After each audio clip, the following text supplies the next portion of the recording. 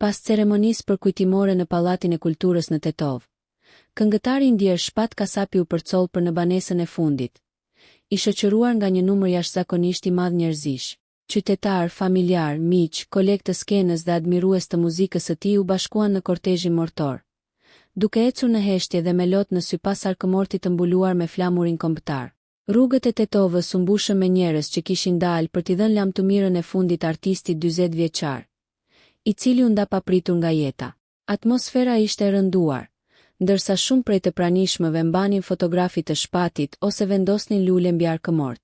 Në varrezat e qytetit, ku u bë edhe ceremonia e varrimit, u dëgjuan lutje dhe fjalë ngushëllimi, ndërsa 10 persona vazhduan të derdhnin lot për humbjen e papritur të këngëtarit. Shpati u varros mes një dhimbje të madhe kolektive, duke lënë pas kujtime që do të mbeten gjatësit e familjarët dhe të afërmit, ashtu edhe tek publiku që e ka dashur për vite me radhë. Nëse ju pëlqeu kjo video, shkoni në kanalin e YouTube-it Big VIP Albania Kosova, që e gjeni në bio. Mos harroni që të bëni subscribe dhe të klikoni butonin e ziljes që të informoheni për videot më të reja.